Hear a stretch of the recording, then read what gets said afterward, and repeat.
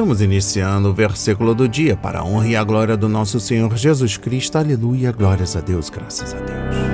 A paz do Senhor a todos, meus irmãos e minhas irmãs. Muitíssimo obrigado por estar conosco diariamente neste momento de leitura, meditação, estudo da palavra e reflexão. Sejam muito bem-vindos. Tem em mãos o nosso kit de fé. Bloco de anotação, caneta ou lápis. A Bíblia, tão importante quanto a sua leitura diariamente, nos traz refrigério para a alma e sabedoria. Estamos aqui para o nosso 348º encontro, bênção pura, só vitória. Trago para o dia de hoje a leitura e meditação no livro de Filipenses, capítulo 4, versículos 14 a 16, com a palavra-chave generosidade alegre. Uau! A palavra diz: todavia fizestes bem, associando-vos na minha tribulação, e sabeis também vós, ó Filipenses, que no início do Evangelho, quando parti da Macedônia, nenhuma igreja se associou comigo no tocante a dar e receber, senão unicamente vós outros, porque até para Tessalônica mandastes não somente uma vez, mas duas, o bastante para as minhas necessidades. Aleluia! E glórias a Deus, glórias a Deus, glórias a Deus. Querido Jesus Cristo, entramos na sua presença, apresentando esta palavra para as nossas vidas, através do Espírito Santo, que sejamos transformados, edificados, restaurados, alimentados de fé e esperança e perseverança, que esta palavra toque corações, para que venham a ajudar a sua obra, no tocante às necessidades de manter o projeto vivo, em concordância com o Espírito Santo. E na sua presença agradecemos para todos sempre. Amém. E graças a Deus, graças a Deus, graças a Deus. Meditando e aprendendo com o versículo do dia, vamos explicar versículo a versículo. No versículo 14, todavia fizestes bem. Ele não tem a intenção de menosprezar a oferta da igreja de Filipos, em tomar parte da minha aflição. Eles ajudaram Paulo nas suas necessidades com a oferta que lhe enviaram. No versículo 15, e bem sabeis também vós, ó Filipenses, que, no princípio do Evangelho, refere-se a quando Paulo lhes pregou a palavra pela primeira vez, quase 10 anos antes, quando parti da Macedônia, nenhuma igreja comunicou comigo com respeito a dar e a receber, senão vós somente. Revela o fato de que os filipenses sempre haviam sido generosos. Versículo 16, porque também a Tessalônica, quando ele estava estabelecendo a igreja ali, uma e outra vez me mandastes o necessário. Revela a fidelidade deles. Continuando com o estudo, a generosidade e o cuidado dos filipenses eram louváveis, especialmente em vista da dificuldade que Paulo enfrentava na prisão. Os únicos que me ajudaram financeiramente, em contraponto, Paulo decidiu não aceitar a ajuda financeira dos coríntios, pois isso teria prejudicado a reputação das boas novas. Conforme 1 Coríntios capítulo 9, versículos 11 a 18 e 2 Coríntios capítulo 11, versículos 7 a 12. Ele não enfrentou esse problema com os filipenses, quando lhes anunciei as boas novas pela primeira vez. Depois de deixar Filipos, capítulo 4, versículo 15, Paulo tinha ido para Tessalônica, conforme Atos 17, versículos 1 a 8 e 1 de Tessalonicenses, capítulo 2, versículos 1 a 14. Continuando com o nosso estudo, os filipenses cooperaram financeiramente com Paulo enquanto ele estava na prisão. Naquela época, as prisões não eram como as de nossos dias. Os presos eram responsáveis por seu próprio sustento dentro das prisões. Aqueles que não tivessem o apoio de familiares ou amigos estavam sujeitos a morrer de fome ou de enfermidades, pois os cuidados médicos também não eram fornecidos. Continuando com o nosso estudo, não obstante o que ele diz sobre esse princípio espiritual básico da dependência de Deus, Paulo quer assegurar que muito apreciou a generosidade dos filipenses. Ela o sustentou na sua tribulação. Ele fala do tempo do início do Evangelho. Tais palavras já foram compreendidas de diversas formas, mas a nova versão internacional corretamente as traduz por nos seus primeiros dias no Evangelho. Paulo havia saído da Macedônia, província onde ficava a cidade de Filipos, e ido para Tessalônica. Atos 17, versículo 1. Enquanto lá os cristãos filipenses mandaram-lhe ajuda não somente uma vez, mas duas. Repare que Paulo também fala acerca da parceria que havia entre ele e os cristãos de Filipos, mencionando que eles estavam associados no tocante a dar e receber. Uma parceria verdadeira precisa funcionar nos dois sentidos. Angariando ainda mais conhecimento, Deus há de suprir tudo aquilo que vocês precisam. Para compreender o que eu trago agora, recomendo a leitura dos versículos 14 a 23.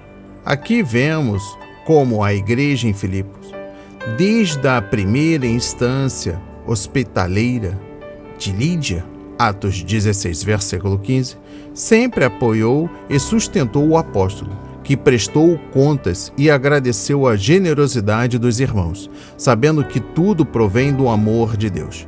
E Paulo reservou para o final a maior bênção de todas, a graça do Senhor Jesus Cristo, por meio de quem tudo isso foi possível. 3 pontos a se destacar no dia de hoje. Primeiro ponto, fizestes bem. A natureza da verdadeira simpatia cristã não é somente ter preocupação com os nossos amigos em suas tribulações, mas é fazer o que pudermos para ajudá-los. Os filipenses contribuíram com ele em suas aflições para aliviá-lo de sob as cargas. Quando o fruto da caridade deles abundou em relação ao apóstolo, parece que o fruto do ministério dele abundou entre eles. Segundo ponto, a dar e a receber. Os filipenses não só o mantiveram confortavelmente enquanto ele esteve com eles, mas quando Paulo partiu da Macedônia, eles enviaram provas de sua gentileza ao apóstolo, e isso quando nenhuma outra igreja o fez.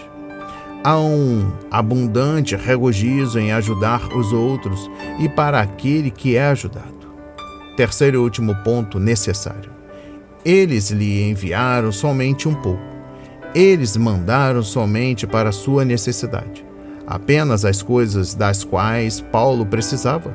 Talvez fosse de acordo com a capacidade deles, mas ele não desejava supérfluos ou iguarias. Muitas pessoas usam como desculpa de sua caridade o fato de que, se eles já deram uma vez, por que deveriam fazê-lo novamente? Mas os filipenses enviaram uma vez e outra. Eles frequentemente o socorriam e o renovavam em suas necessidades. E trago o último estudo antes da nossa mensagem final. Mais uma vez, recomendo a leitura dos versículos 14 a 20. Para Paulo, a oferta deles não era algo que simplesmente vinha dos cristãos em Filipos. Ele havia como algo vindo do céu para suprir as suas necessidades, pois sua confiança estava no Senhor. Há um contraste interessante entre os versículos 18 e 19. Se quiséssemos parafrasear Paulo, poderíamos reescrever esses versículos desta forma: Vocês supriram minhas necessidades e Deus suprirá as suas. Vocês supriram cada uma das necessidades que tive, mas meu Deus suprirá todas as suas necessidades. Vocês repartiram na pobreza, mas o Senhor suprirá as suas necessidades com as riquezas dele na glória.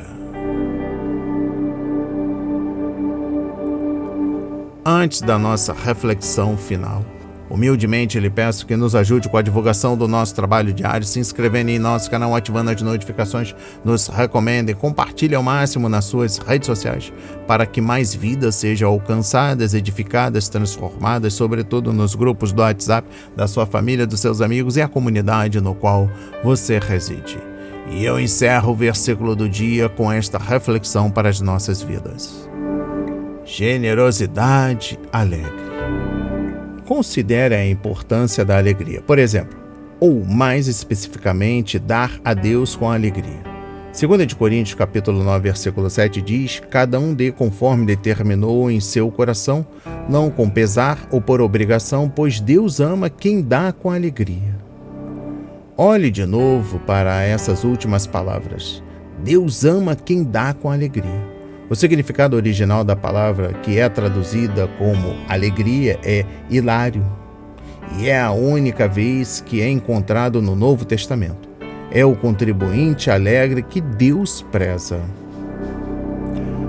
Posso pensar em 2 outros exemplos de contribuintes alegres no Novo Testamento. Um homem chamado Onesíforo, que muitas vezes reanimou Paulo, 2 Timóteo capítulo 1, versículos 16 a 18. E a alegria de Filipenses, que contribuiu generosamente para as necessidades de Paulo. Filipenses 4, versículos 14 a 16, que é o versículo-chave no dia de hoje. Agora, como traduzir isso em nossa vida diária? Como esses pensamentos se desembaraçam para se tornarem partes importantes da nossa vida?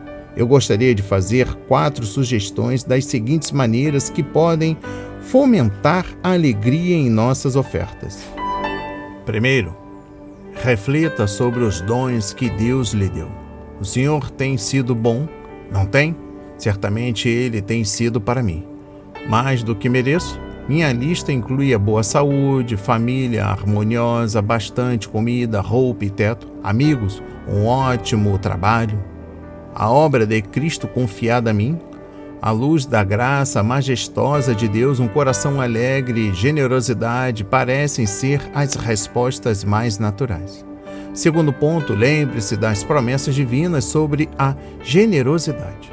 Traga à sua memória os princípios bíblicos que prometem uma colheita abundante para aqueles que semeiam generosamente. O próprio Jesus disse que é mais abençoado dar do que receber. Colheitas abundantes são as especialidades de Deus, então não há nada que nos impede de semear ao máximo. Uma fé assim honra a Deus. Terceiro, examine o seu coração. Isso é algo que ninguém pode fazer por você. Ninguém sabe a senha do seu cofre pessoal. Somente você pode examinar seu conteúdo com as perguntas difíceis. Eu realmente acredito nas promessas de Deus quanto a dar generosamente? Estou respondendo dessa maneira porque eu me importo ou porque eu me sinto culpado? As minhas ofertas são proporcionais à minha renda? Eu já tinha orado antes ou dou a oferta impulsivamente? Eu sou um contribuinte consistente ou sou mais morno? Reflita. Quarto e último. Glorifique a Deus por ser um contribuinte generoso. Deus preza a generosidade, especialmente a generosidade alegre. Talvez nós precisamos quebrar o hábito de ser tão conservadores, tão cuidadosos. Talvez precisamos dar um susto em nós mesmos com ações de generosidade. Sermos extravagantes, por assim dizer, e confiando verdadeiramente que Deus honrará a nossa fé financeira. Bem, é isso. Foi só um esclarecimento de lábios e pontas dos dedos que me ajudou a rever isso. Espero que isso tenha ajudado você também. Como se sabe, todos seríamos mais sábios ao tratar da nossa relutância em nos sacrificar financeiramente por causa de Cristo. Afinal, o nosso objetivo é a generosidade alegre, não é? Reflita. Receba essas palavras em nome de Jesus. Oremos. Pai amado, bendito Senhor, meu Deus e meu Pai Jesus Cristo, muito obrigado pela sua provisão, pela sua rica proteção, pelo cuidado para comigo, com a minha família, com meus amigos, parentes queridos, a todos os familiares, a sociedade no qual tem contribuído para a sua obra, Pai. diante do seu Filho Jesus Cristo, autor e consumador de nossa fé. Muito obrigado pelo maná, pelo cuidado, pela proteção. Na sua santa autoridade, em concordância com tudo que falamos ou semeamos, em nome de Jesus. Amém. E graças a Deus, graças a Deus, graças a Deus. Não hesite, compartilhe, deixe seu like, seu comentário, se inscreva em nosso canal, ative as notificações. E aqui embaixo, seja generoso, dê um clique, seja membro, abençoe a obra para que mais vidas sejam abençoadas.